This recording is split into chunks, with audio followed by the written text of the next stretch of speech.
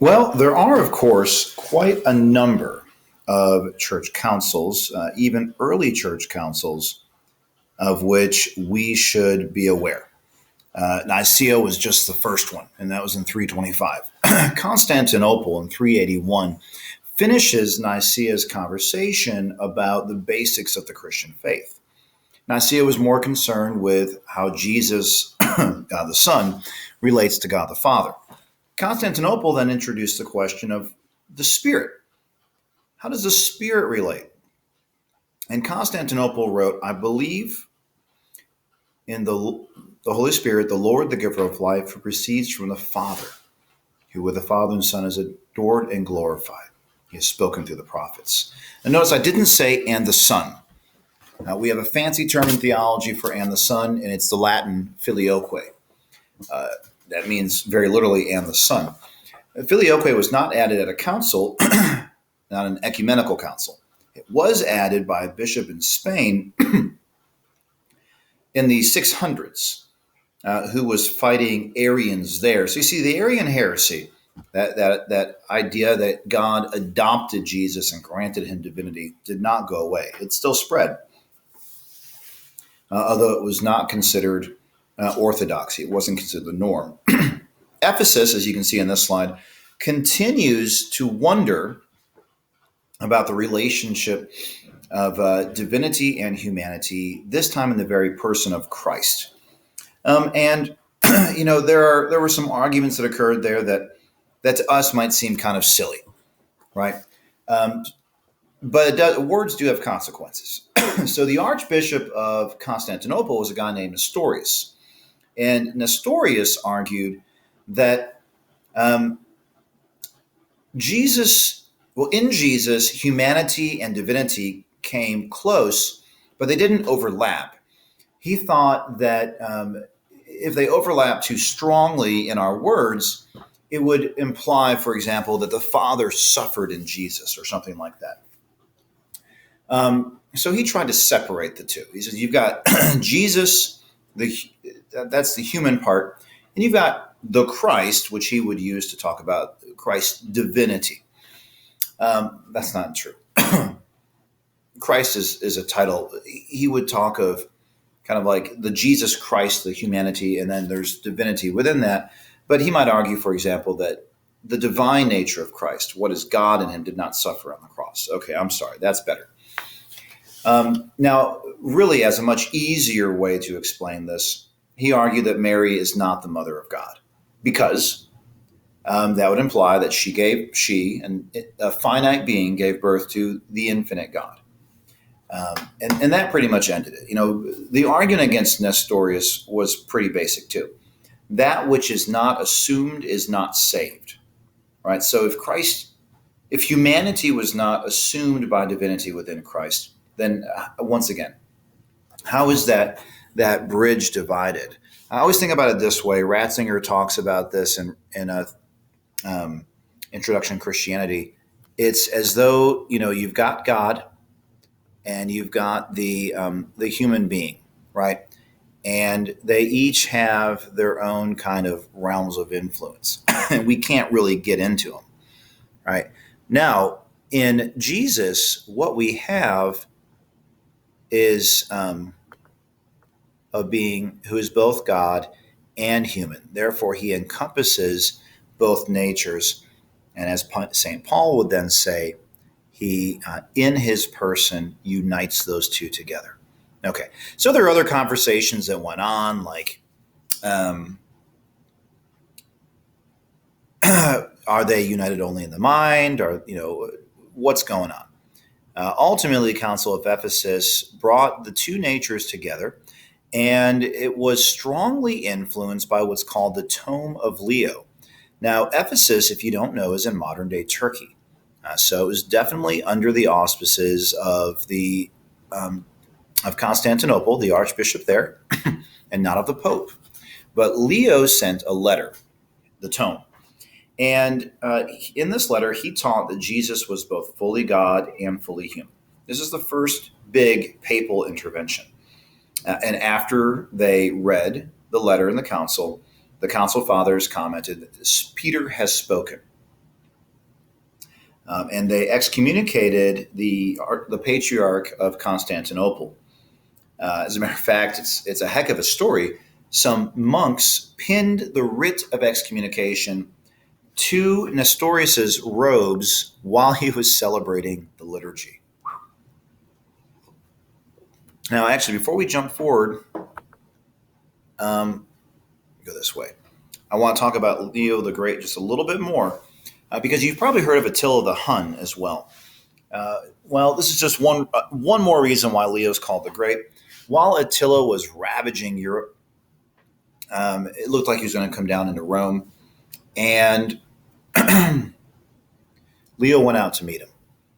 And they set up a tent, and they went inside the tent, and they had this meeting, and no one knows what the men said to each other. Maybe Leo impressed Attila with his fine liturgical vestments. Maybe he impressed Attila with his chutzpah, his guts in coming out there to talk to him. Whatever the case, Attila did not sack Rome. So Leo probably wanted being called the Great in part because he, in a sense, saved Rome from Attila the Hun. Okay, well, that brings us to white martyrdom. White martyrdom, and I missed a Y in that as well. White martyrdom, so called because it refers to monastic living. Monastic living.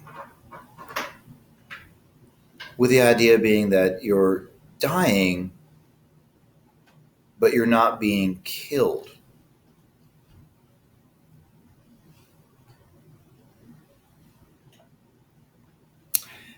Dying but not being killed. So this is the call to monastic life. And early on in Christian Rome, when it became a politically advantageous, to become a Christian, some people thought it was too easy all of a sudden. And so while they weren't interested in being killed, they did want to offer their lives somehow for Christ. And so, again, you've got the monastic movement.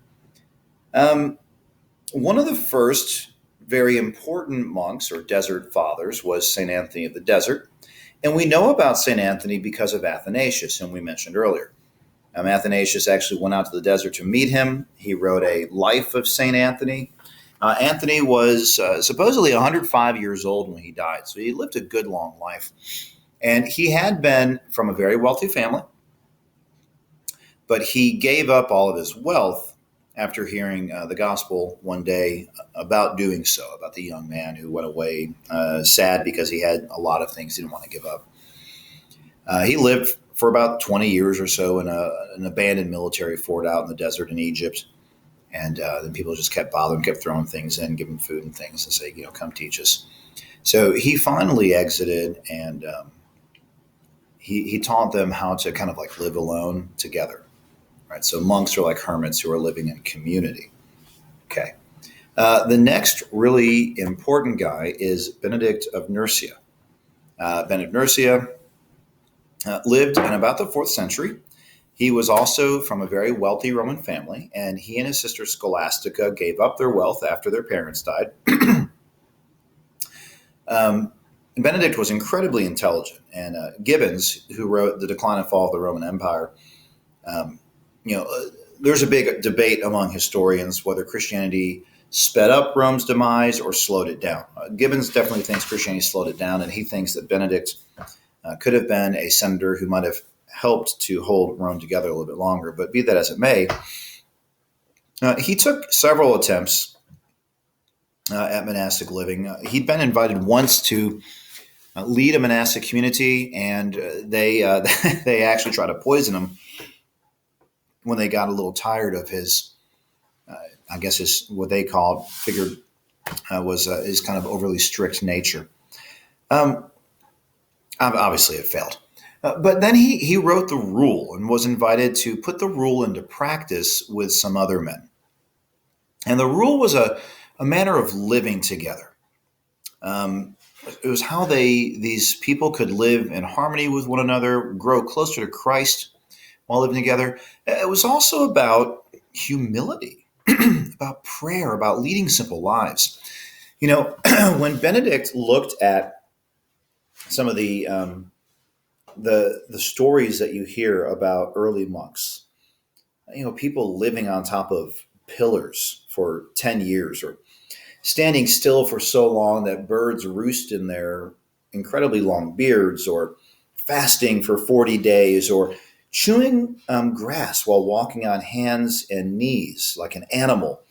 Benedict would say, you're not being a fool for Christ, you're just being a fool. And you're not fasting for Christ, you're fasting for pride.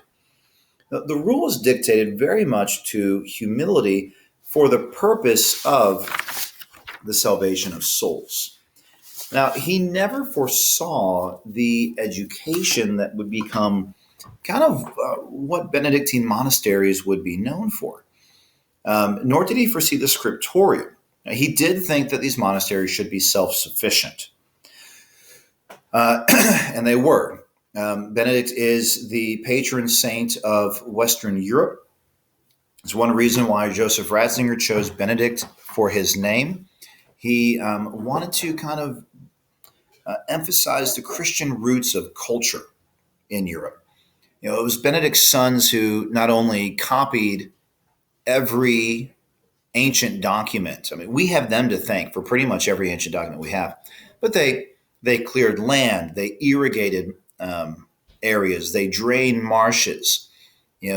Just they had incredible scientific achievements, as well as just cultivating Europe. But I want to share some things with you from the scriptorium. Now, I love doing things like this because history can very much turn into the important man and his wars or things like that. There's a good reminder that you had people just like us working in those scriptoriums, and I think this is great. These are all excerpts from manuscripts. There's things written in the margins of manuscripts that these monks wrote. Of course, manuscript, literally handwriting, and they would do it on parchment or on vellum, which was chemically treated animal skins, basically leather. So here's just a few. Let the reader's voice honor the writer's pen. I like that. This page has not been written very slowly. I've mentioned that to my students a few times. Oh, thank God it will soon be dark. I wouldn't have to write anymore after that. Time to get off, go get some wine. Oh, my hand. I felt that a lot in college. As a harbor is welcome to the sailor, so is the last line to the scribe. One of the reasons why I like some of these is it really humanizes these monks. Right? It reminds us that just because you're a monk doesn't mean you're perfect or beyond reproach. This one I think is very touching. This is sad, O little book, a day will come in truth when someone over your page will say, the hand that wrote it is no more. And here's a toast to him. I hope he likes coffee. One more, I think this one's funny. The parchment's hairy. That'd be a bummer on the job, wouldn't it? Well, everything that we know about St. Benedict, we know thanks to St. Gregory the Great. Gregory the Great was a pope. You can see him there. He's wearing the papal tiara. He's got episcopal gloves on. He is wearing the pallium, which is the big white thing with crosses on it. It's meant to symbolize a yoke, the yoke of Christ. We can see his chasuble, which is what the priest would wear. And if you look within the chasuble, you can see sleeves. So he's wearing a dalmatic. Right? Bishops can wear the dalmatic and the chasuble. Dalmatic is what a deacon usually wears. Now, a few other things I want to point out about St. Gregory here in this image. We've got a dove speaking into his ear. That represents the Holy Spirit. Gregorian chant is named for St. Gregory because he supposedly wrote it. And the little dove talking in his ear is meant to indicate that the Holy Spirit himself taught Gregory how to write it. The other thing, and my students think this is really cool, is his hand, right? The hand of blessing. We got 3 fingers up representing the Holy Trinity, Father, Son, Spirit. and two fingers down, representing Christ's dual nature, right? Fully man, fully God. Pretty cool. Well, Gregory reigned from 540 to 604. He was a Benedictine, um, and he obviously he's the great. But one of the things that he did that I'll talk about with you is that he evangelized the Germans who went to England. The Angles, the Saxons, the Jutes, oh my. He sent Augustine of Canterbury up there after seeing some Angles being sold off as slaves in Rome. The story is that he asked who they were, and in the Latin of the day, they were called the Angli, which of course sounds a lot like angels. And he said, well, they're certainly beautiful enough to be angels, and so they should have the gospel and be freed. Well, 1 century later, St. Augustine of Canterbury's work was very successful. 1 century later, this other guy here, this guy right here, St. Boniface, is an Englishman who wound up going to Germany, right, what we think of today as modern Germany anyway, to evangelize the Germans living there. Yeah, and you can see, like St. Gregory, he's got the mitre on, he's got the chasuble and the pallium. You can see the dalmatic under there as well. He's most well known probably for chopping down a tree sacred to Thor. And the people there thought, well, he's dead. Thor's going to get him now. And of course, he didn't die. And he gave him the evergreen tree as an example or a symbol of Christians' hope and resurrection, which is why a lot of Christian cemeteries would have evergreen trees. And eventually he was martyred. The Frisians attacked him and they wanted his treasure. They'd heard he was carrying something very expensive or worth a lot, and he refused to tell them where it was, so they cut off his head. And then what he was carrying was a bunch of religious writings, no money. But he is now, old Boniface here, he is now known as the Peter to Germany, okay, or the apostle to the Germans. All right.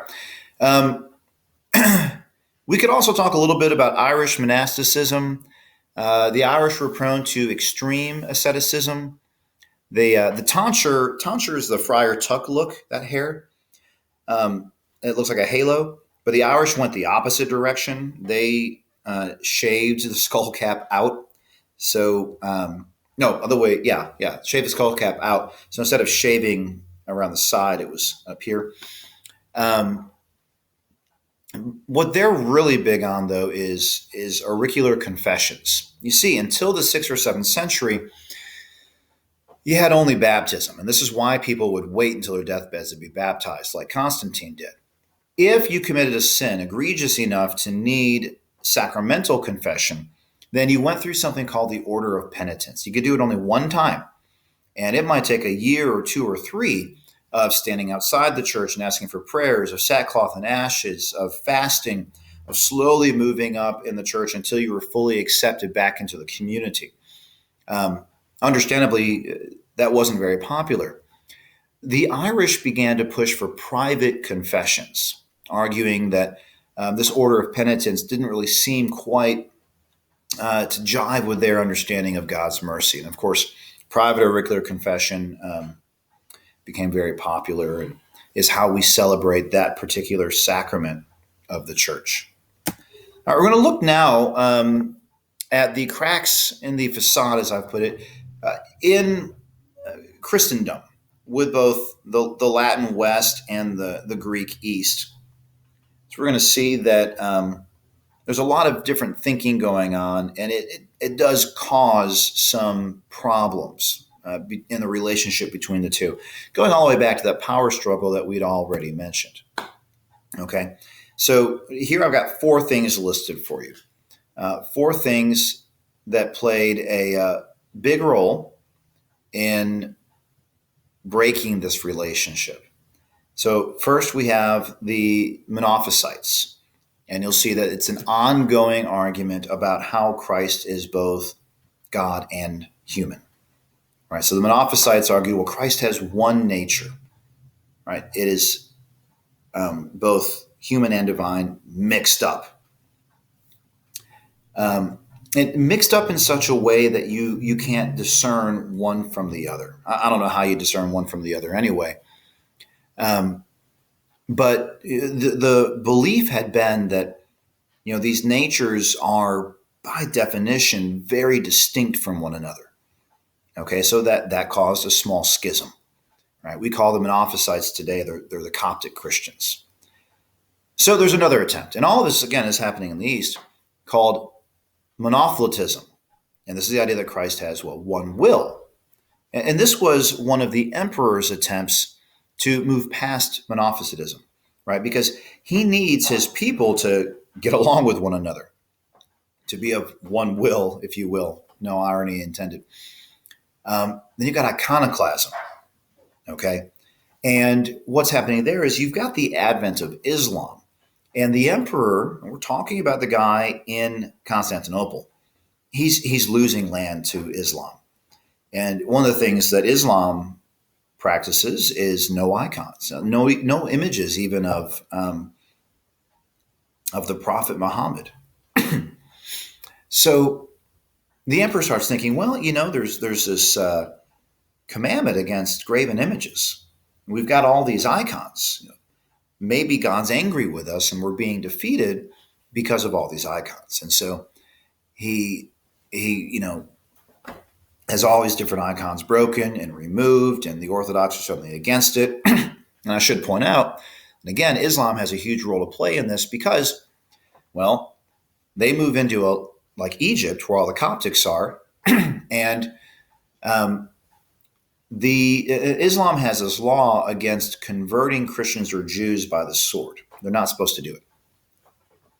So they move into Egypt, and because the Coptics had been kind of treated poorly by the emperor, since they were heretics, they weren't really interested in fighting for the emperor.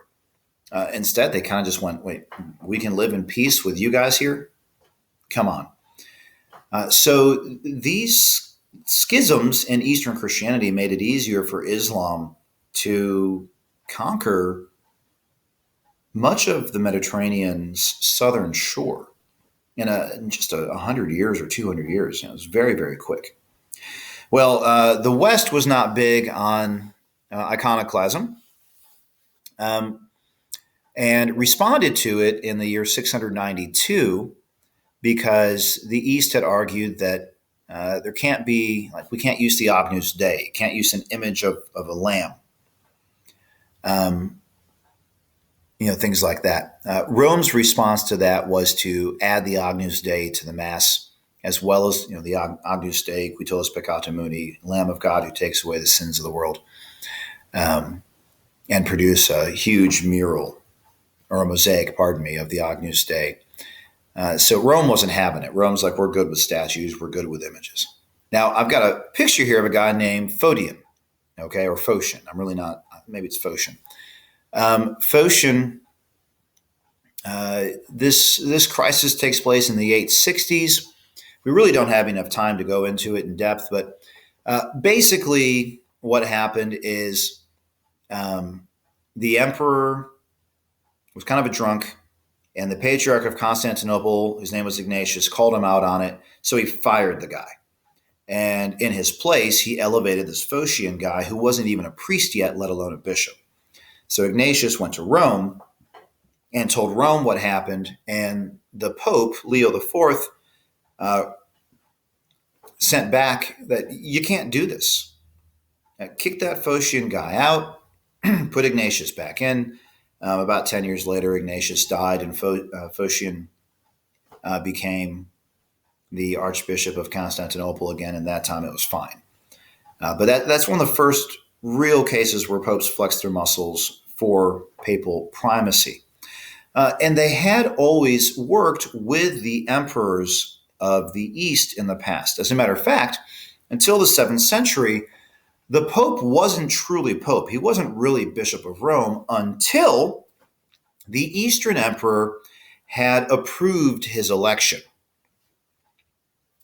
Well, increasingly, there are disputes with the East, and there are barbarians and Vikings attacking Rome from the West, and the emperor is too far away. It really can't help.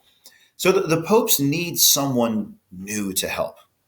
Well, you've got a relationship that grows up between the papacy and a guy named Charles Martel, and then a guy named Pepin and Pepin's son Charlemagne. Okay, Pepin had asked the Pope,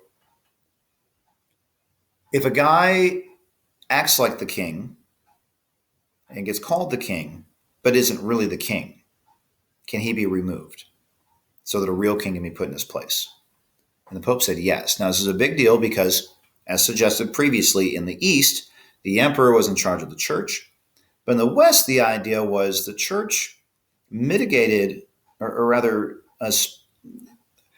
power, authority came from God through the church and into secular reigns, right? A king's authority came kind of through the Pope.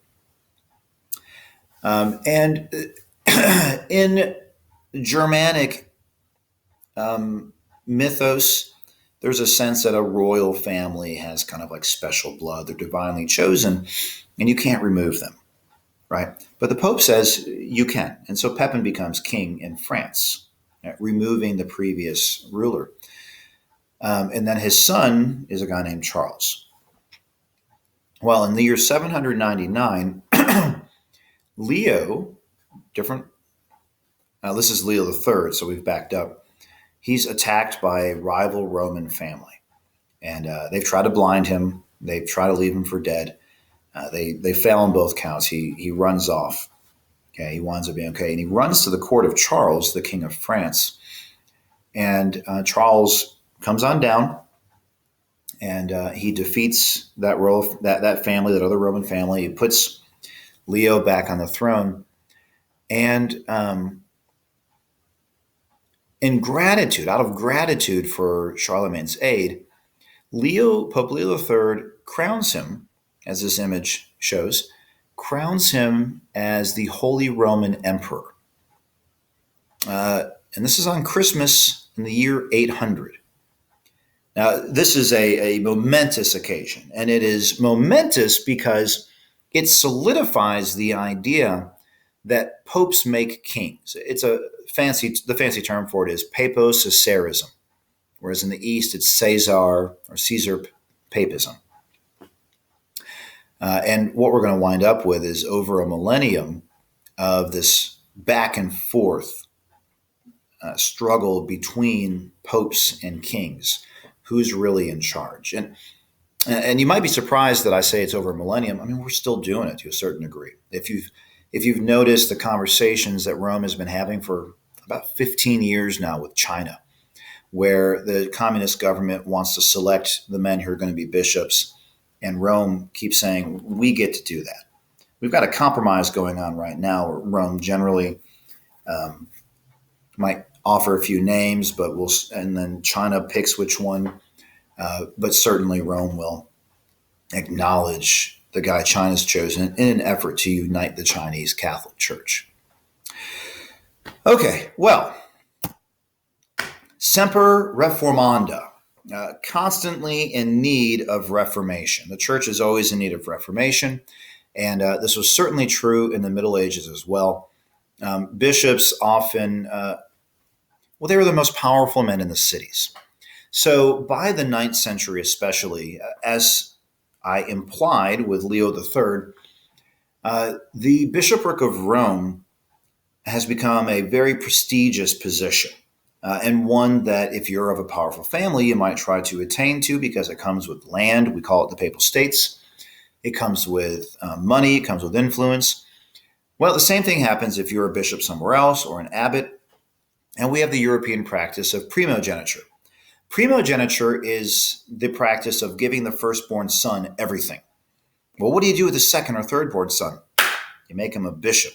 I've read this one quotation somewhere of this one guy saying, being a bishop is a pretty good job. It's just you have to keep going to Mass.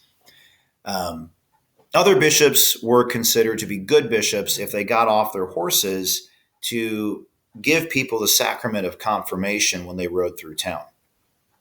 Now that presents an interesting aside here. Theologians debated how important confirmation was. Is it like baptism? Do you have to have it? Now, we often will speak of confirmation today as the candidate recognizing his baptism, and because we as Catholics tend to baptize infants, accepting his faith for himself, confirming it. And that's nice. But what confirmation really is the bishop confirming your baptism. Right? And so in the Middle Ages, there were just so many Christians that theologians just said, well, it must not be something that we have to do to be saved. Otherwise, there'd be plenty of bishops to give confirmation to all these people. Well, at any rate, it's no surprise that bishops became very powerful, especially after the fall of the Western Roman Empire, because they were usually the smartest guy in their cities, therefore the most influential. And with the onslaught of Viking attacks, spheres of influence became smaller. It was kind of like every town for itself. So you needed a strong ruler, and the bishop, again, was the natural guy there. But because of that, the episcopacy, as we approach the year 1000, really needs reforming. And that reform is going to begin with an abbey in France called Cluny. Now, Cluny, and this is an image of part of what's left of the Abbey of Cluny, was founded by the Duke of Aquitaine in 909. And if you bear with me for just a moment, nobility, their job, because they're warriors, their job is to kill people. And so they are very concerned about the state of their souls. So they want people praying for them. This is what motivated a lot of nobility to support abbeys. They wanted holy men praying for them 7 times a day, holy men offering mass for them. Well, what do you do if you have an abbey whose abbot is not really much of a priest and whose monks live unholy lives, which is not uncommon, unfortunately? Well, you start anew. So the Duke of Aquitaine founds Cluny, and it reports not to the local bishop, but only to Rome. Now, that sounds real pious, but maybe there is some piety in there. But the reality is Rome's a really far way away. So the abbey is going to be able to operate on its own. And it operates under very strict guidelines. So it becomes this model of sanctity for monasteries, so much so that other monasteries, other nobles want their monasteries to be like the Abbey of Cluny, and they begin asking to be reformed like Cluny. That's why we call this the Cluniac Reform. And Cluny would send out 2 monks to be members of what would become daughter houses, these other monasteries. They weren't always welcome, but they made their way in. And each daughter house would look to Cluny for its abbot. So you don't have an abbot. Instead of each monastery being independent, all of these monasteries look to Cluny for their leader, for guidance. So again, founded in 909, by 1100, Cluny had 1,000 daughter houses and over 20,000 monks. It also had, until it was destroyed by the French Revolution, or rather until St. Peter's Basilica, and then it's destroyed by the French Revolution. It also had one of the most ornate churches in Christendom, and certainly the largest. Well, this Cluniac reform, interestingly enough, turned into a church-wide reform, because it wasn't too long until some of these monks from Cluny wound up being popes. And the Roman Emperor Henry III, who was a reforming emperor, was very much in favor of that. He looked around and he saw these bishops who were not leading holy lives, and he wanted a reform of the church. Where do you begin for that? You reform the papacy. And so, in a little bit of irony, Henry III, in seeking to create a stronger independent papacy, began having these Cluniac monks kind of pushing them into the papacy. And one of the most influential was Gregory VII. His name was Hildebrand. And Gregory became pope while Henry III's son, Henry IV, sat on the throne. and he had not been named Holy Roman Emperor. Henry IV was also less interested in reforming the church, as his father had done, as the previous Pope, Leo IX, had done. Leo IX had traveled Europe, kicked out bishops who had paid for their office, kicked out bishops who had more than one episcopacy, kicked out bishops who were married or may as well have been, established canon law under Nicholas II, who had been Pope when Henry IV was a baby during his regency. Nicholas reformed papal law so that only cardinals would elect or vote for the Pope, which removed Henry's future ability to influence the church like his dad did. Henry begins to try to push Gregory around and actually writes a letter to Gregory calling him a false pope, a false monk, and no pope. He calls him Hildebrand. He doesn't call him by his papal name. And Gregory writes back, and he actually writes a letter to St. Peter, and he tells Peter, I never wanted this job, but now I have to do it well. And he deposes Henry. He doesn't call him emperor like Henry wants to be called. He calls him king. But he says that he officially, through his papal authority, frees all of Henry's vassals from their vows of fealty to him. And it worked. Holy cow, it's insane. They turned their backs on him. So pretty famously, Gregory is wintering at a place called Canossa, and Henry comes down and he kneels in the snow for like 3 days. I doubt he was out there for a full 72 hours, but he kneels there seeking penitence. And Gregory might be Pope, but he's first and foremost, he's a pastor of souls. And so since Henry seeks to undo his excommunication, to be welcomed back into the church, Gregory absolves him of his sin and places him back on his throne.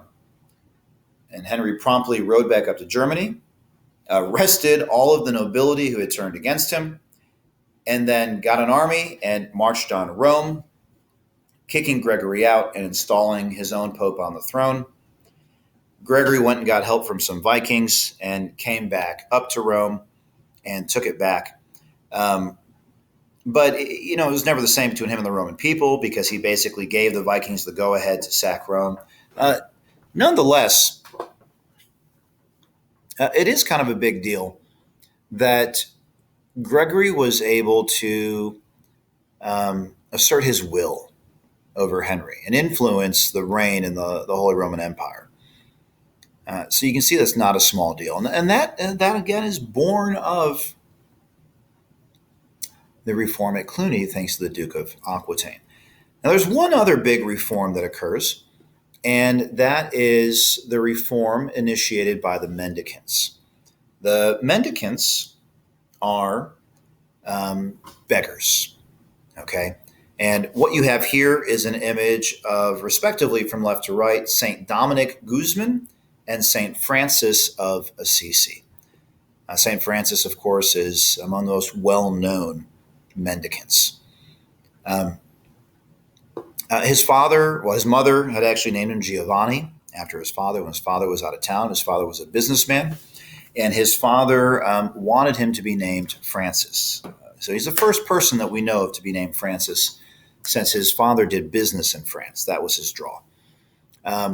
He had actually gone on crusade at one point, was captured, came back home, and even in his early 20s, he was more of a partier than anything. And then he underwent this huge conversion, so much so that it kind of scared his parents, especially his dad. He began talking about Lady Poverty. He brought this like chivalric code into his religious living. He had a big argument with his dad. If you ever get to go to Assisi, there's a big fountain, and that's where he had the argument. Where his dad said, everything you have is mine. Like, you need to do what I'm telling you to do. Even the clothes on your back are mine. So Francis went, okay, and he took his clothes off and handed them to his dad, and the bishop gave him some robes. Well, Francis's story of conversion begins when he's down in the valley. In Assisi, you want to be in the hills. The lepers are down in the valley, but so it's the rich people up in the hill, poor people down the valley. So Francis is down the valley this church that's really broken down. He's sitting inside, and this cross right here, this crucifix, is what's hanging in this church. And he swears that he hears a voice say, "Rebuild my church." Well, he looks around, and this little church, this little chapel, it's in disarray. So he starts literally rebuilding it. And other people start joining him. Other guys see what he's doing, they start joining him. But the voice doesn't stop. Rebuild my church. And Francis realizes that what Christ is telling him is not to rebuild this physical edifice, but to renew the church's zeal and love for Christ. And so that's what he chose or wanted to do with the Franciscans. He wrote a constitution. Didn't really want to, but he had to because they got so big. He argued that they should take these, what we call the gospel. I'm blanking on it now. The gospel vows of poverty, chastity, and obedience. Walked everywhere, emphasizing poverty, no horses or things like that. Perhaps ironically, given our connection of Francis to animals that couldn't have pets because pets were expensive. He didn't want the Franciscans to own any buildings. So even today, every church that belongs to the Franciscan order technically belongs to the Vatican. He was even once climbed up on the roof of a church to rip the roof off when he found out that people were building it for him to have. So there's this beautiful basilica now in his name, and he would probably hate it. Well, what this image over here shows us is Francis and Dominic meeting. Dominic founded the Dominicans, or the Order of Preachers. So Franciscans are technically the Order of Friars Minor, Dominicans the Order of Preachers. And he founded it along lines very similar to St. Francis's. Well, I'll tell you, I'm going to leave you with one quick story, and then that'll be it for tonight, because we're now halfway through the Christian history. Francis, of course, he's known for many things. He was friends with a woman named Clare, who founded the Poor Clares, and that's the second order of Franciscans, the nuns. He is credited with popularizing, if not creating, nativity scenes for Christmas. And as that image indicates, he supposedly suffered the stigmata, the wounds of Christ on his hands and his feet that never stopped bleeding. And he also met Innocent III. Now, he had to meet Innocent III to get his constitution approved. Innocent was the most powerful of medieval popes. And he lived in Avignon, France, and basically created modern diplomacy. Innocent did not think much of Francis at first. And he didn't give him the time of day, and he told him, "Go play with the pigs." Now, the next day, Francis came back to court, and he was just covered, just muddy. And Innocent asked him what he had done. And Francis said, "Well, I'm obedient. I went and played with the pigs." And so then Innocent got what kind of guy he was dealing with, and he listened to him and approved the Constitution. And 800 years later, Francis's life continues to bless us with its simplicity and its love of creation. Glory be to God.